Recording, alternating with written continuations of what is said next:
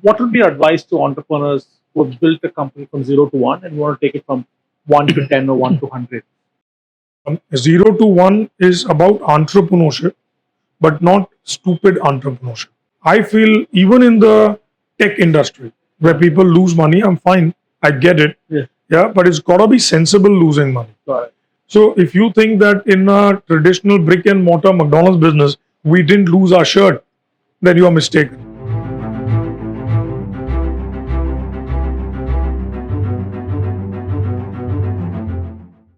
Hi, Amit, lovely meeting you again. And this time at the restaurant. I think right from my college days to my children's school days, uh, if there's a fun place to hang out, it's been McDonald's, right? So wherever you go. So I think thanks for giving all those lovely moments for our kids. I mean, McDonald's really has played a huge role in our No, thank you so much. It's lovely to be here as well. Yeah. And thank you for taking the time to talk to me. Yeah, I think I've been always wanting to do your interview and your story.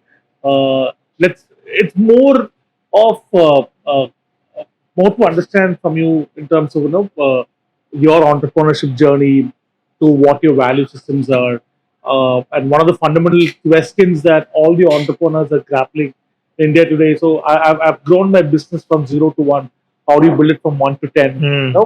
Those kind of very specific topics. There are people who read or watch our interviews or entrepreneurs or young college students who want to be entrepreneurs and so on. So your discussion would be Sure. very valuable for them and for me on a selfish note as well. So No, sure. I'll be happy to share my learnings, my Yeah. experience, yeah, and all the good and the bad things that happened along the way. yeah. But I'm more than happy to share that. Yes. So just 3 decades of your journey, right? Absolutely. Could you touch upon your starting and how? And you did mention that when you started McDonald's in India, the sales was zero, and Yeah. literally no one knew about the brand. And from there, you brought it to where it is. So yeah, I would love to hear. Sure. We start with that. Sure. I mean, I come from a family Yeah. that is a business family. So, traditionally our family was into manufacturing, paper, textiles, mining, and so on. And I think what changed everything for me was my exposure in the US. Yeah. In 1984, not many people went and studied abroad. I did my undergrad, and that exposure, being in a global world, see meeting people from different cultures. And I did undergrad in business and finance. Yeah, so just listening to case studies and what was going on there is really what shaped me and formed me.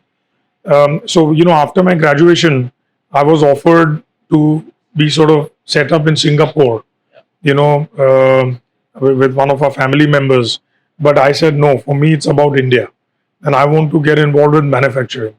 So I came back to India in 87, 88, very young, to 20 only. So I didn't do my master's.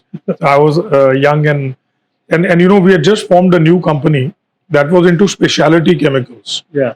And, I was told by my grand uncle that, okay, this is what you're going to look into. So I said to myself, I have all these big plans in life. This small company, zero sales again, this product, who's going to buy? Yeah. Fire resistant hydraulic fluids, which is 10 times more expensive than mineral oil in 1988, when people didn't really think much about the environment. So I thought, ye to kya ho gaya? But the thing is, I learned that I said to myself that these are the cards I've been dealt with. I have no alternative. Let's see what it's all about. And as I dived deep into it, I found it's a gold mine. And that is how I got my initial sort of start as an entrepreneur, because I was a startup. I built the business in a small way on my own. And then somewhere along the lines, when our family had a bit of a reorganization, I heard from a family friend that McDonald's is looking for partners in India. So I told this friend of ours who used to run Leo Burnett in India, I said that, you've been crazy that I'm a vegetarian and you want me to get involved with McDonald's. I said, my dad will throw me out of the house. He said, no, you meet them. They have very good thoughts around India. They're very flexible with the menu and so on. And net, I met them, and one thing led to the other. And within a very short span of time, they sort of were okay with me as a partner. I was okay with them, and we signed a joint venture agreement. And then the rest, as they say, was history. But again, coming to really in the early days of McDonald's, very interesting. So a lot of my friends thought again that I'm bananas, right? They said that who's going to eat burgers in India? There's no fast food. The only place here was a place called Open House, Yeah. and they had done very well, and they shut down as well. So my friend said that you're going to give your entire career to you become a chef, like restaurants are not known for scale, size, and all that. So nonetheless, we started the journey. The big challenge was neither did supply chain exist. So we had to backward integrate all the way up to the farms. Food processing was not there. We set that up. There were no trained people. The talent pool did not exist. So we had to hire 30, 40 people, took them to Indonesia. So, these were the challenges. The menu was very different because no beef and pork, separate kitchens for veg and non-veg. So, we had to curate a whole new menu for India. So it was quite challenging, but great fun because I got involved as a young man right from the beginning. And then we opened our doors, right? Business was extremely good, but the business economics were unbelievably bad, right? So for every 100 rupees the customer would spend, we were losing 70 rupees, right? Okay. That is how tough the economics were. Very similar to a QSR startup these days. I mean, these days with all the ecosystem that exists, it shouldn't be like that. But in those days, all these factories we set up Yeah. were set up for 100, 200 stores. Yeah. So when you buy only worth one, the cost structure is very different. Yeah. So in that cost structure, to take a 20-year view, right? Every real estate deal that would come, we would put a P&L together. There was just no way it would work. There was just no way. So I'll give you one small example here, and if it's too detailed, we can. No, please. So one example is that I told our food and paper cost at that time was 70% of sales. Wow. Right? So the contribution was nothing. Normally in our industry, it should be 25%, 30%. That's the difference. So when we would look at our first store, Bandra, and so on, the math wouldn't work. So I told my guys that let's not think about the economics of today. Let's think about economics of 2000 and 2002, 2003, 5-6 years from now. Let's assume we'll have 50 restaurants. So our scale will go up. So food and paper cost will come down to say 55%. So I said, let's plug 55% in our P&L, right? And so we took these calls and people again thought I'm crazy. This is the aspect about risk and entrepreneurship. That does not come with this kind of vision. For that, there has to be a belief. The belief didn't come out of nowhere. The belief came by studying every McDonald's market there was to see. We went to Egypt, we went to Beijing, we went to Sao Paulo, we went to every market, you name it, we were there. Before you started? Before I started, and while in the early days. Okay. Yeah, so like before we started, I went to Tokyo. Why Tokyo? Because in Tokyo, real estate costs are very high and very difficult. And Mumbai was the same. So the idea was to see how do the economics work in Tokyo. So I'm telling you, there is not a McDonald's market I've not seen. Yeah, you take Philippines, you just name it and I'm there. I've been there. We've looked at the P&L in great detail, looked at what works, looked at their history, how they made it. So what I learned was every market takes 10 to 12 years. You may think that US or you may think England or you may think Australia would not have taken that time. But you see, it's about training a generation to understand what a burger is and what McDonald's is. And actually, that is what makes the 10-year, 12-year cycle come alive. And in India, that's exactly what happened. So in 1996, we started the first restaurant, right? And about 2009, 2010 is the first time we actually saw a positive P&L. So maybe 13, 14 years, but it's about the same time. So I think these were the early challenges. I think what I feel proud of, that we created an industry that did not exist. Absolutely. Not just for the front end, but the entire supply chain. But supply chain does not stop at product. Supply chain is also about equipment. So all the equipment that you see here, localizing the equipment, building the ecosystem for that, these chairs, tables, localizing them, all of that. You think it's easy, but it's quite a task if you want to do global standard work. So we are quite pleased with. Amazing. I think touched upon a very fine point, which is you did you have restaurant experience before this? Zero. No, zero, right? I was selling industrial lubricants. Yeah, that's what I'm saying. So, do you think sometimes when you start a new venture or an opportunity, right, ignorance is bliss because you kind of have an opportunity to create a new value system and a framework to build your company on, right? That's an outstanding question, Yeah. and I'll tell you why. So I asked McDonald's this question as well. I said that our family is industrialist. We get business. I don't even know the R of restaurants, okay, and food and so on. So they said we love that. We love that because we don't have to unlearn you and then make you learn our way. They said that one, you bring perspective from outside, right? You bring vegetarianism, which even McDonald's doesn't understand, and you bring business experience, and that's what we want. The restaurant side, don't worry. We know how to run a restaurant and we'll teach you. Even when I'm hiring people, right, I'm not fussed up on industry experience alone.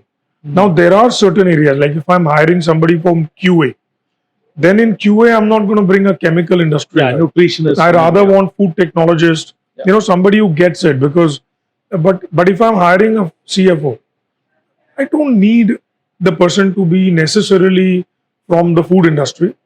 Retail would help, but if it's not retail, we are not fussed up on that at all. Yeah. Okay. So that's kind of I think next follow-on question is India, as you would see from 2010 when you first hit your green PNL, right? That's when you said it. To now about 13 years. I mean, GDP has grown almost by 90%, and even if you look at what we do is try to tell the story of Indian entrepreneurs through the various lists that we do. Even if you take rich list as an indicator, right, the amount of wealth that has been created is also grown drastically Huge. in the last, and that will have a trickle down effect to bottom. Even we'll be putting out a philanthropy list tomorrow, and the philanthropy in the country is also grown. It's a lot of things that's happened, right? So in that context, right, how do you see the future of QSR, or in terms of new challenger brands coming in, and how do you see that ecosystem evolving? And McDonald's, like you would sort of built the business last 3 years, last 3 decades, and made it to this far. A lot of other challenger brands and everything come up, and even now, I mean, you have a dominant position in the market. How do you really innovate yourself consistently and stand out? Sure, sure. So, one is that if you look at McDonald's Corporation to start with, Yeah. 70, 80 years later, we are still a very relevant number one food service brand in the world, Well, correct. right? So I always say, I'll cover this aspect first. I always say in every interview of mine, so Yeah. you can check. Yeah. I always say that if you don't reinvent yourself every day, Correct. and then every 2 to 3 years, your customer should not recognize the brand Correct. that they are Accept that. using. Yeah, if you don't do that, you're going to be wiped out, because you see the ecosystem around you is changing every day, Correct. right? Whether it's digitalization, whether it's completely irrelevant way of how you use transportation with an Uber coming in, right? So what happens is all those changes cannot be ignored, and therefore this is all transformational, and therefore the brand has to transform itself. Correct. And the reason, I mean, not that we didn't fall back in one of the years, I can talk about that later. But what we did with Experience of the Future that we launched, in 2018-ish, 2017, 2018, is kind of adapt that aspect. And we had already made a significant change between 14, 15, and 16. Got it. And we announced another significant change from 2017-18. And, my conversation with our CEO every time is this, that what's the next McDonald's going to look like? Please share that picture with me, because if it's incrementally going to look like what it is, then we will fall back as a brand. Yeah. So I feel that in the retail business, especially when you are so consumer driven, you have to change every single day small changes, so that when you were to look at 3 years ago to now, yeah, the small incremental changes become a significant change in that period. Got it. To answer the other question is, I feel that we are touching the tip of an iceberg yet. I mean, the way I see it is कि अभी तो picture शुरू हुई है, Absolutely. right? It took 20 years to get the ecosystem. I'll give you many examples across every aspect of the business. Today, supply chain exists. So if a new brand comes in, they can ride off the work done by us and other early entrants. Okay? The talent pool exists. 20 years ago, there was no talent pool. People didn't understand QSR. So while it's easy to run a restaurant, but when you are building new business, then you need design understanding. Yeah. You have to design the training program, you have to design the kitchen. Yeah, it's not just copying what is there. Now that talent pool exists. Okay, when we started, there were no malls. Today, real estate exists. Today, the understanding of a contractor exists. Today, the ecosystem for equipment exists. So my point is, it's taken 20 years to get to this point. The consumers now understand. Oh, good morning. Thank you. Thank you so much.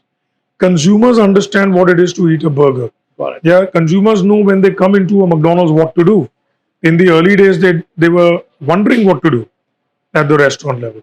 So my point is that the frequency of eating out in India, right, is still very small. Correct. To give you an example, as people, we eat about 100 times in a month. Okay. In 2003, even in the city of Mumbai, people were eating 3 times a month. That's it. So we used to say our competitor is the housewife. You mentioned that in Right. any interview of yours. And my point to, people would ask me all this competitions coming. I said, see, they are not our competitors because we have to fight a different battle. Got it. Yeah, it's about how do you make people eat out more often. Experience, right? Basically, yeah. Exactly. So then by 2008, 2010, 2012, people were eating out 8 times. And today people in Mumbai are eating out about 12 times. And that's remained a bit stagnant in the recent past. Now QSR, which did not exist, earlier it was all about Indian fast food, roadside vendors. Yeah. Today it's all shifting and Western fast food is becoming a category. Okay, Yes. and it's becoming a fairly resilient category. Correct. Because QSR, table stakes of QSR is value, it's mass market, it's hygiene and all of that. And as consumers have discovered that, it's become a part of their life, right? So, for example, in this period that you talked about, from in 2010 we had 70, 80 restaurants just in Westlife. Today we have 370, which by the end of the year will be 400. Yes. And we've announced that we want to be at 600 plus in the next 3 to 4 years. Basic. And by the time I can assure you this, we get to the 600, we will talk of 1,000. Yeah, and I'm talking only west and south of India, right? So I think I'm quite confident that picture अभी शुरू हुई है. Basic. अभी तो interval भी नहीं हुआ है. And but बन गई है, picture बन गई है. Yeah. All the hard work of getting it together is done. Lots of set. Yeah, and Foundation now enjoy the show. Yeah. The important thing is we are important players in it. So where this brand can go, where the opportunity lies for Westlife, to my mind, is a different platform.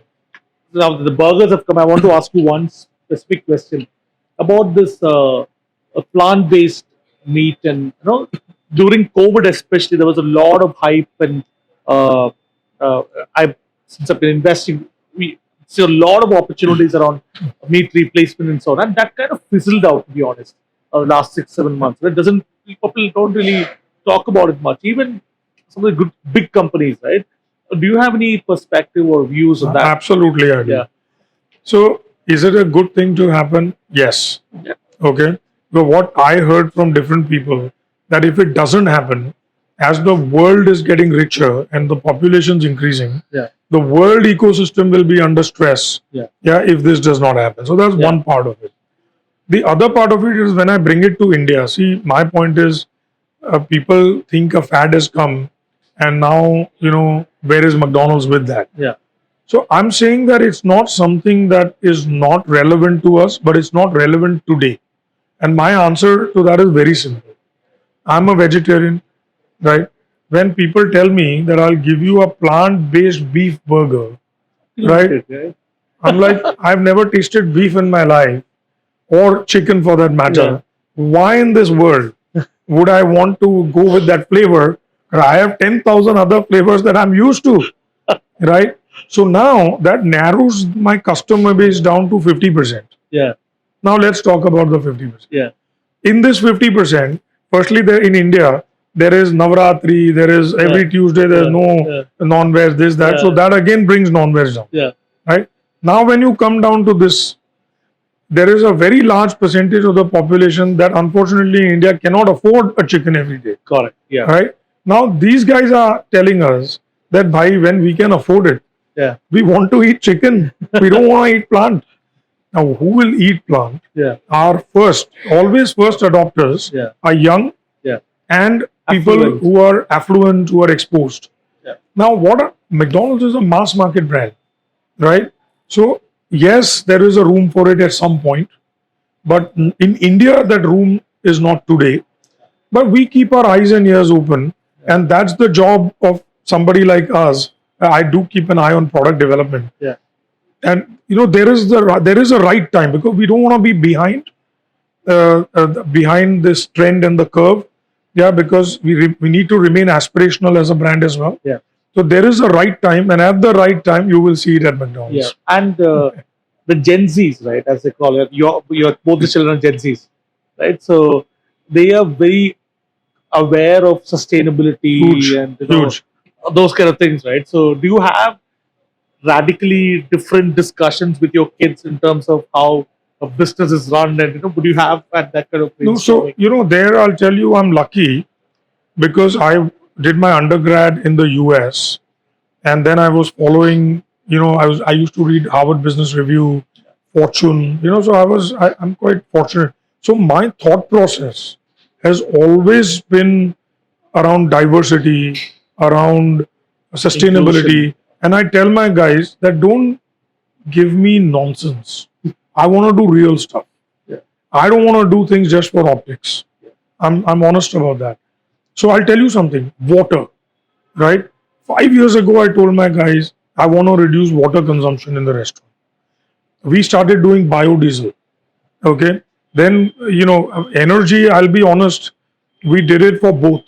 For reduction of carbon in the air, but also cost. Because cost structure was going through the roof. But cost allowed us to innovate, and we've cut units by 1 crore units in a year. Wow. Right? And that much less carbon emission. Similarly, I'm very particular about the food we serve our customers.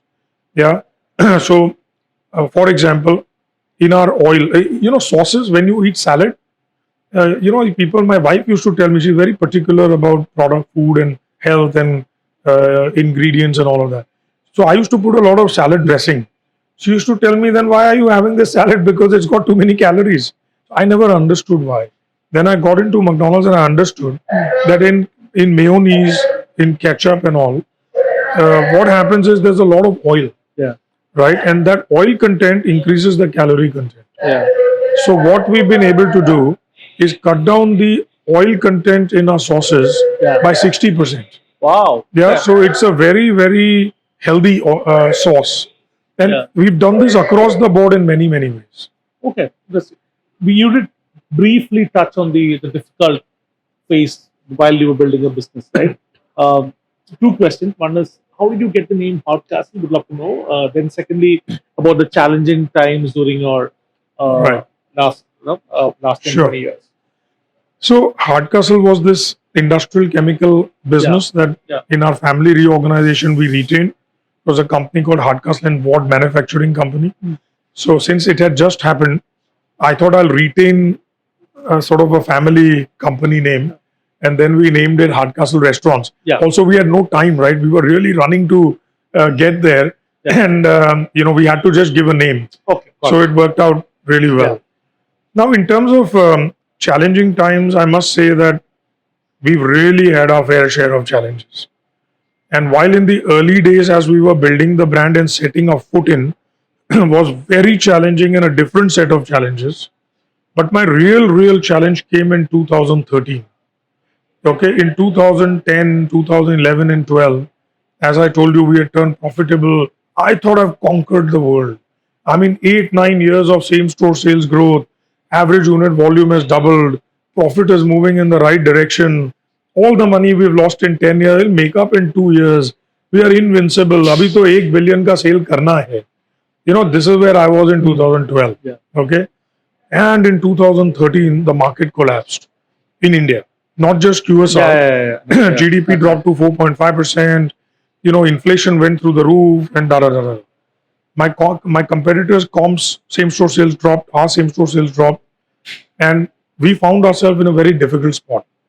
What I learned very quickly, first learning I got was that the consumer had moved ahead and we had remained behind. You know the thing I talked about where you need to make incremental changes? No. Value had given us results, yeah, which is our happy price menu, and we thought that value abhi lifelong wo hi chalega, right? That so we became complacent. Stores were not modernized, menu upgradation did not happen, and so on. Now, what I'm proud of is the way we handled 13, 14, 15, 16. We had just listed, and while 8 years we had done same store sales growth at a different level, the first quarter we had to do an earnings call. I was flat comps, flat same store sales. First, after 8, 9 years, right? Yeah. But those 8, 9 years were visible to me and to McDonald's, not to my investors. Yeah. So challenging from all aspects. Yeah. But I tell you what I feel very proud of when I look back was, and that is something that I feel is important in entrepreneurship, was the way our path was versus rest of the industry. So our path was to cut the noise out and agree in the first instance that the brand is left behind, consumers have moved forward. So instead of discounting and cutting cost, yeah, we started reinvesting back in the restaurants. We launched McCafe, re-imaged our restaurants, did menu intervention, went brand advertising, right, and kept opening restaurants. But we started cutting cost to cut restaurant cost to build.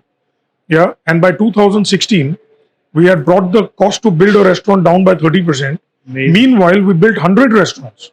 So my Amazing. competitors shut 100, I built 100. And when the tide turned, right, we had a culture issue also in the office. I'll cover that in a minute. But when the tide turned, I had 100 more restaurants giving me cash flow. Was the best. I caught up with competition. I got good real estate deal because others were not growing. And the brand came out very strong. By 2017, yeah, I mean, before COVID, we had 16 quarters of amazing results. COVID, right? And our analysts started recognizing. I had laid out a vision 2022 in 2016. Analysts said this guy is nuts. But when we did a review recently, and analysts cannot believe that we actually delivered those results. Amazing. So, you know, we went through a tremendous amount of learning.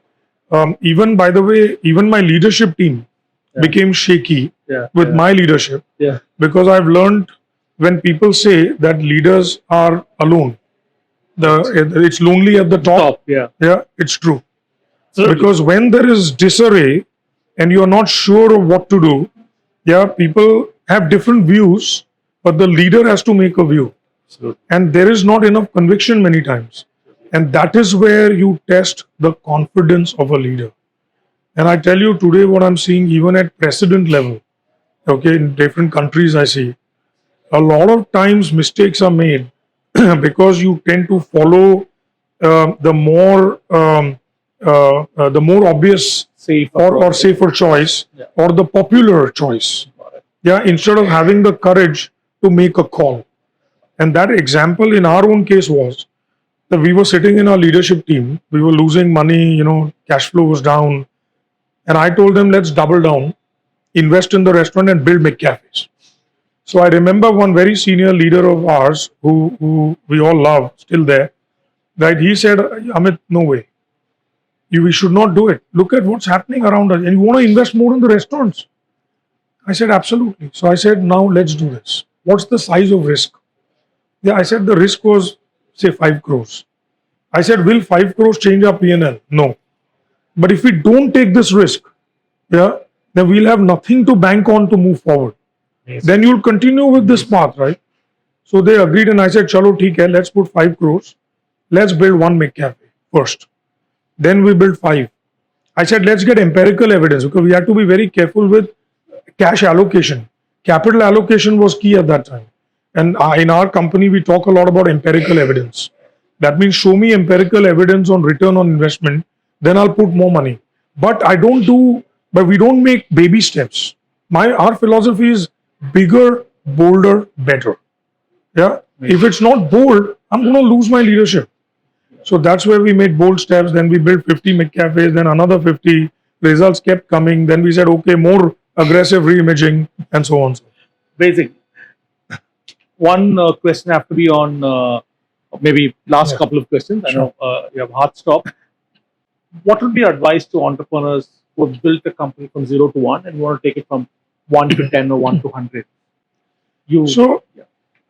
My main advice would be that what is needed from 0 to 1, 5, 10 is very different from what is needed from 10 to 100. Yeah. Okay. 0 to 1 is about entrepreneurship, but not stupid entrepreneurship. Yeah. Okay. I feel even in the tech industry where people lose money, I'm fine. I get it. Yeah. But it's got to be sensible losing money. Got it. So if you think that in a traditional brick and mortar McDonald's business, we didn't lose our shirt, then you are mistaken. We lost our shirt. But why did I keep going?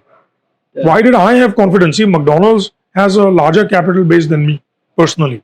And we were 50-50. Because I could see brand parameters. I could see, like I give my sons this example all the time, that I learned what to look for that gave me the confidence to build more. Okay. So there was a path in my mind. Sometimes we were 2 years behind, sometimes 2 years ahead. So the first point I want to make to entrepreneurs is that the early years are entrepreneurial. Risk taking is important, but you need talent and you need experience and you need some gray hair in the team to guide you as well. Early days. In the early days. Okay. The second period is about really getting your processes right, really starting to build controls, governance, HR first, people. It's all about people. Because I used to tell McDonald's that it's not about money. Because between McDonald's and us, we have the money. But I said, what is slowing me is talent pool. Yeah, so the leadership pipeline you built in the early days, the ability to retain people, the ability to treat people well in the early days so that they stay with you. All this is very important to get that. And once you move here, what's going to happen, I'll tell you. Suddenly the people that got you from here to here, they will max out. Right? And I used to tell my team very clearly that some of you will stay, some of you will not, because I used to tell them, you take Sachin Tendulkar, right? He's the best cricketer we've seen. Retired, right? But my point is, if he had 3 matches that he didn't do well, he would have to go and net practice, right? I said, if Sachin did not keep himself current, right, the next match is always a question mark. Absolutely. So I tell my guys that you have to keep yourself current and you will get to the next phase. But if you're going to plateau, then there is no place for you, because this is about the company. If the company wins, we win. So, we built a lot of emotional connect, and we built a cause, and the cause was karna hai. That is what is needed in the first phase. And in the second phase, all the things you learned in the first phase, and we call it selectively forget the past. Don't forget the foundation, what got you there. But what worked in that 10 years is completely different. You write down the things that you need to forget. To the team, you tell them, just ignore them. You do that? You have to, because they get so seeped in. And that is when change matters. So these are things. But if I were to put everything into a couple of words, then one, I say self-confidence. Because we talked about lonely at the top. So, Jack Welch used to say, amongst the 6 things that he always used to talk about, he used to talk about self-confidence. And self-confidence, I used to tell my team that the word in itself tells you something. But I said I learned the meaning of self-confidence in 2013. When I lost my confidence, and the same team that used to listen to me without a doubt lost confidence in me. And that is when you start shaking. So that I think is, I don't see that in many people anymore. Okay. So what do you do for fun during free time? For fun, I love travel. Okay. I love seeing new places. I like... you can't say... most of it travel. I hope it's not the McDonald's is the reason for the No, travel. not anymore. Not anymore. Because, you have to switch your passion. Yeah. Otherwise, I'll be an interference in Saurabh and Akshay's journey. And I'm very clear. When I take a backseat, I don't do backseat driving. Yeah. My job is I'm always available. My knowledge sharing experiences is there. Yeah. But I'm not going to backseat drive. Yeah. And this is another learning I got. And I tell Saurabh this, that you will make your own mistakes. Yeah.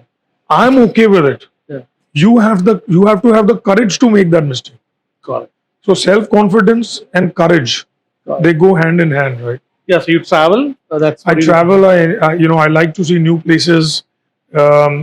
Pretty much that. So when I'm not traveling, I'm looking for places to go to, and I like unique places like Iceland would be fun. Nice. Tromso, Nice. where you see the lights, the green lights, and all of that. So I love going to places. I love mountains, hiking. Yeah. You put me out for, like, I went to Tiger Tops, and we hiked. And we did it. Everybody does it in 3 hours. We did it in 1.5 hours. Right. So I love doing things like that. And what time do you wake up? What time do you sleep? So I wake up at 7. Yeah. And I sleep at 10. Yeah. Full Every day. stop. Every day, except Saturdays. Saturday is not too far out. It's 11:30 and 7:30. Great. Love. And what's your favorite food in the entire McDonald's menu? What would, if you were really hungry one day, you walked into the store, what would you buy? French fries. I mean, you're I really love hungry. my- Come on, you have to eat more. No, I mean, okay. So the problem is when I see French fries, Yeah. I call for the piri piri, and I do my shake, and I can't stop eating fries. Recently, I love the veg nuggets Okay. because it's got that little spicy kick. Nice. Okay, and now I'm careful, but the new cheeseburger is just Amazing. amazing. It's just too good. The veg one. Okay, so I tend to go in that Great. direction. Lovely talking to you. Thank you. I mean, it's been a pleasure meeting you after a lot of this while. Yeah, And it's all the very best building 600,000 stores. And yeah, thank you very much for your time. Thank you. So nice to meet you, and thank you for the time. Cheers.